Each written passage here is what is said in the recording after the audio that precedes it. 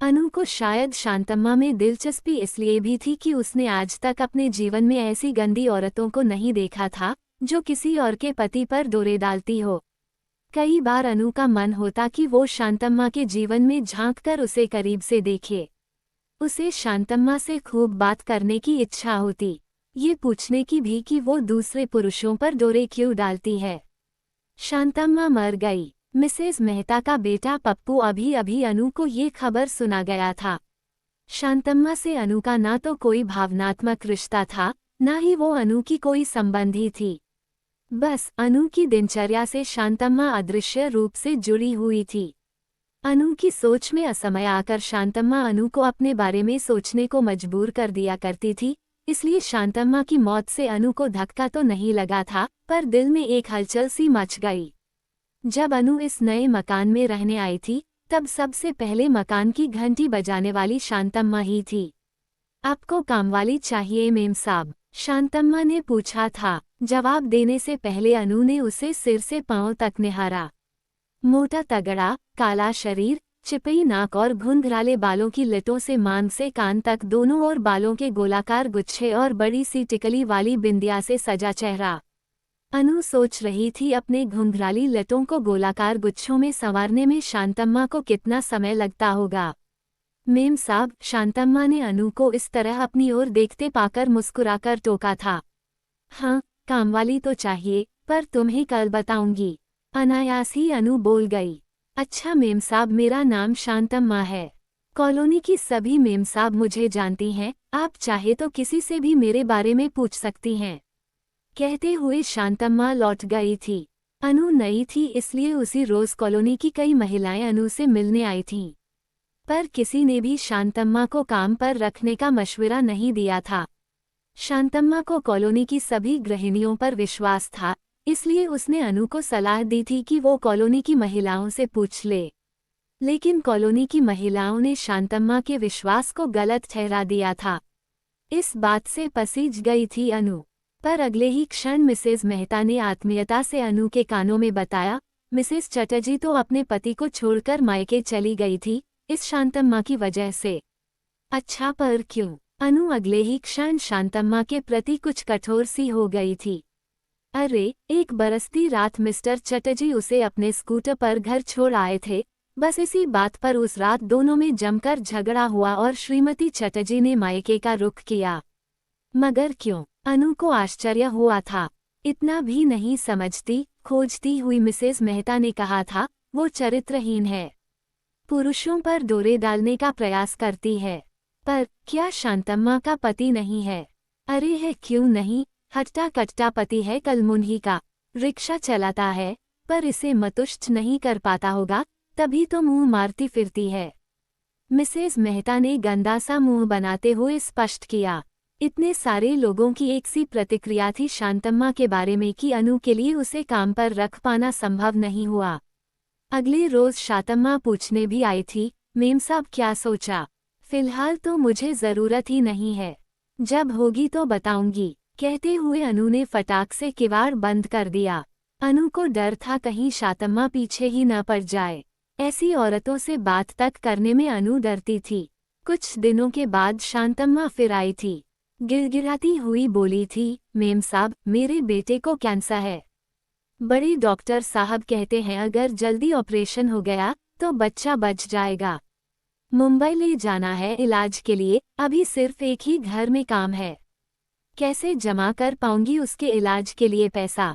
अगर आप भी काम दे दे तो तुम्हारा पति भी तो कमाता है। मेम साहब कमाता है, उसी की कमाई से तो घर चलता है, पर इतना ज्यादा नहीं कमाता कि बच्चे के लिए कुछ बचा सके, तभी तो मैं भी काम करती हूँ।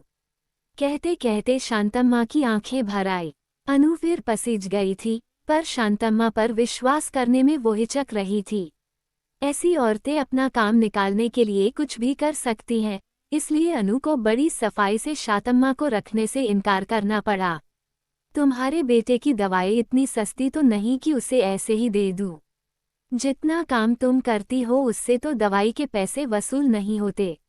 रात का खाना बनाने आ जाया करो, तभी दवाई के पैसे वसूल होंगे। काम करने के लिए अनु ने एक नौकरानी रख ली थी, पर वो महसूस करती रहती कि वो कहीं न कहीं शांतम्मा के साथ अन्याय कर रही है। अपनी कॉलोनी की महिलाओं के सामने वो शांतम्मा के प्रति अपनी भावना या दुविधा को कह तो नहीं पाती थी, पर जब कभी शांतम्मा कहीं दिखाई दे जाती, अनु की आंखें झुक जाया करतीं। वो मन ही मन शांतम्मा के प्रति अपने को गुनहगार मानने लगी थी। अनु के घर की खिड़की से वह घर स्पष्ट दिखाई देता था, जहां शांतम्मा काम करती थी। उस घर में कोई महिला नहीं थी, बस विधुर होम्योपैथिक डॉक्टर और उनका इकलौता बेटा था। इसके अलावा 2 कुत्ते। वो तब तक काम करती रहती, जब तक डॉक्टर डिस्पेंसरी न चले जाते। अनु न चाहकर भी कई बार पर्दा खिसकाकर डॉक्टर के घर झांकती रहती। पता नहीं शांतम्मा के क्रियाकलापों में उसे क्या दिलचस्पी थी कि वो अपने आप को रोक नहीं पाती थी। अनु हर रोज ये प्रयास करती कि शांतम्मा की एक झलक उस दिख जाए। शांतम्मा कभी डॉक्टर साहब के बगीचे में पानी डालते हुए, कभी कुत्तों को नहलाते हुए, तो कभी डॉक्टर के बेटे का हाथ पकड़कर उसे बस स्टॉप की ओर ले जाते नजर आती।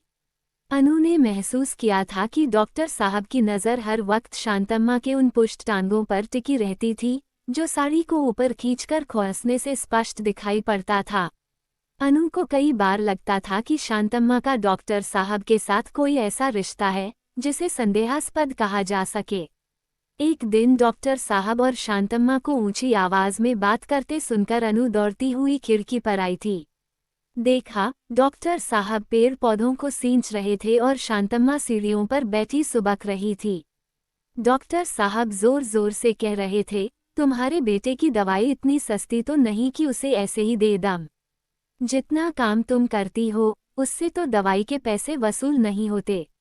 रात का खाना बनाने को आ जाया करो, तभी दवाई के पैसे वसूल होंगे, वरना मैं दवाइयाँ नहीं दे सकता।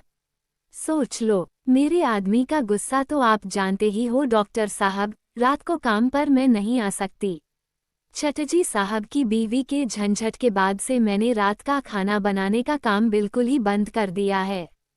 तुम्हारी मर्जी, कहते हुए डॉक्टर साहब अंदर चले गए थे और शांतम्मा वहीं सीढ़ियों पर बैठी घंटों सुबकती रही।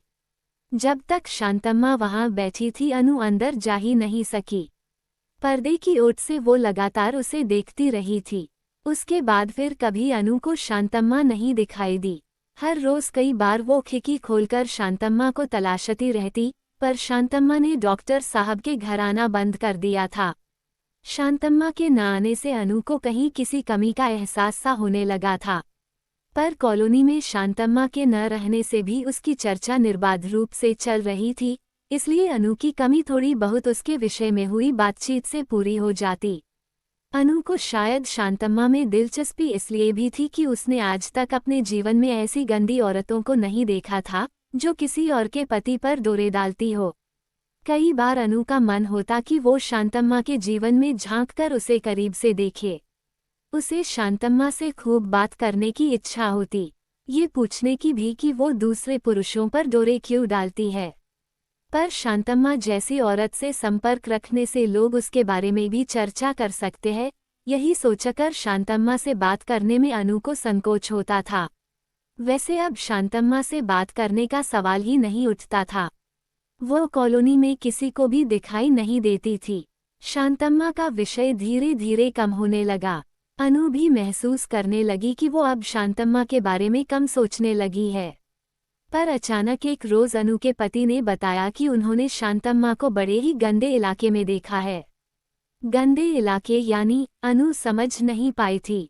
अनु, वास्तव में वो एक गंदी औरत ही थी। उसे मैंने एक वेश्या के रूप में देखा है। जहां और जिस परिस्थिति में मैंने उसे देखा है वो इस बात को सिद्ध करता है। पर तुम वहां गए कैसे? रोज ही गुजरना होता है उस गंदी बस्ती से। हमारे दफ्तर के लिए और कोई रास्ता ही नहीं है, अनु के पति ने मासूसियत से कहा। अनु ने अगले ही दिन सारी कॉलोनी की महिलाओं को इस नई खबर से अवगत करा दिया। सभी के चेहरे पर इस बात की संतुष्टि थी कि वास्तव में शांतम्मा वैसी ही औरत थी जैसे उन लोगों ने सोच रखी थी। कभी कभार अनु को भी लगता था कि कहीं शांतम्मा के बारे में गलत बातें करके वो कोई पाप तो नहीं कर रही, पर अब उसे भी इस भय से मुक्ति मिल गई थी। चलो अच्छा ही हुआ जो वो सही जगह पहुंच गई। वरना इस कॉलोनी को ही गंदा कर देती, मिसेज मेहता ने कहा। हाँ, छुट्टी मिली उस वेश्या से, मिसेज चटर्जी धीरे से बुदबुदाई थी। शांतम्मा का चरित्र सत्यापन होने के बाद कुछ दिनों तक तो उसका विषय जोर शोर से इनके बातचीत का विषय बना रहा, पर धीरे धीरे कम हो गया।